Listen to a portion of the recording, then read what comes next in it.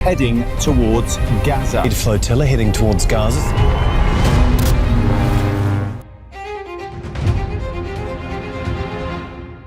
गज़ा की तरफ मेरा सफर जारी रहेगा। खिलौना बन गया है, मैं इसको फेंक देता हूँ समंदर के अंदर। I'm not scared of Israel. We'll keep fighting until we achieve the For the global Sword Flotilla.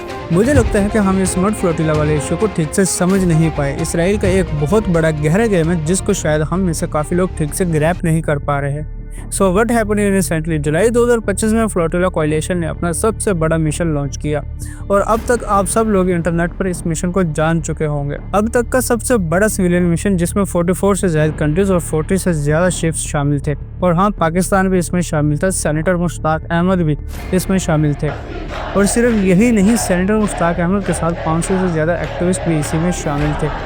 तुर्की, यूनान और इटली से शुरू होने वाला ग्लोबल स्मर्ट फ्लोटिला जो कि सितंबर में शुरू हुआ, जो कि 1 अक्टूबर तक फ्लोटिला हाई रिस्क जोन में इंटर हो चुका था और हाई रिस्क जोन में इंटर होने के बाद ये 44 नॉटिकल माइल्स दूर था गाजा से। ये इम्पोर्टेंट पॉइंट है, इस बात को भूलना मत। 44 नॉटिकल माइल्स दूर था जब IDF ने हमला किया। IDF ने अपने कमांडर्स उतारे और उसके बाद जहाज़ों को सीज कर लिया गया। 23 लाख से ज़्यादा आबादी है गजा में और उसमें से 50% बच्चे हैं।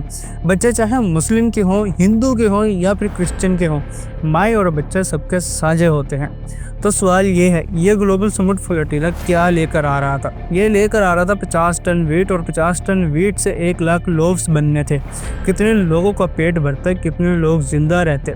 ये लेकर आ रहे थे 10,000 सोलर पैनल्स जिनसे 500 से ज़्यादा वेंटिलेटर्स चलने थे। बंदूक नहीं, हथियार नहीं, मिसाइल नहीं, ये ज़िंदगी बचाने आए थे। अगर ये जाली मुल्क इनको जाने देता तो उनके ऊपर जो अमवात का प्रेशर है वो कम होता। ये लेकर आ रहे थे 20,000 बेबी फार्मूला पैकेट्स, बच्चों की ज़िंदगी बचाने आए थे।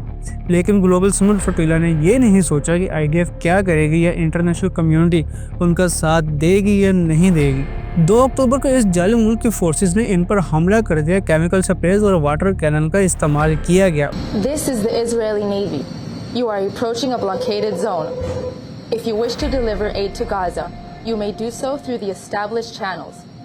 Please change your course toward the port of Ashdod, where the aid will undergo a security inspection and then be transferred into the Gaza Strip. और स्ट्राइक्स की गई, यहाँ तक कि एक शिप के तमाम एक्टिविस्ट को अरेस्ट कर लिया गया। Bordera y estoy grabando esto a punto de ser interceptados por un bloqueo militar de más de 10 embarcaciones. Diverse imbarcazioni che stanno bloccando la nostra strada a poche miglia da noi. और उसमें senator Mushtaq Ahmad भी शामिल थे। ये सब कुछ हुआ 2 अक्टूबर वाले दिन, लेकिन लोगों के जहन में एक सवाल रह गया कि ये सब सिर्फ एक एड रीजन की वजह से किया गया। Why Israel is so pissed right now? जितना सिंपल सवाल है, जवाब भी उतना ही सिंपल है, जो कि है इस जाली मुल्क की मिलिट्री सुपेरियरिटी। इसराइल कभी भी नहीं चाहता कि गजा को एक सेपरेट स्टेट करके रिकॉग्नाइज किया जाए और यही सबसे बड़ी वजह है। यही आपके सवाल का जवाब है। हम और बाकी दुनिया इस बात पर बहस कर रहे हैं कि इसराइल को रिकॉग्नाइज करना चाहिए या नहीं।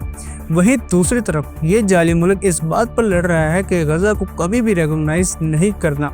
एज अ स्टेट गजा को कभी भी उसके प्रॉपर राइट्स नहीं देने और अगर कोई भी शिप अगर गजा में एड पहुंचाती है तो इसका मतलब है कि गजा अपने फैसले खुद कर रहा है और इस जाली मुल्क का उस पर कंट्रोल ख़त्म हो चुका है।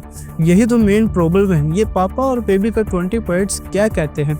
ये जाली मुल्क गजा को सब कुछ देगा, लेकिन ये पापा और बेबी मिलकर डिसाइड करेंगे कि क्या, कब और कैसे देना है। इन सब बातों और चीज़ों के बाद भी कुछ जाहिल लोगों को लगता है कि इसराइल को रिकॉग्नाइज करने वाले इशू पर बात करना इम्पोर्टेंट नहीं है।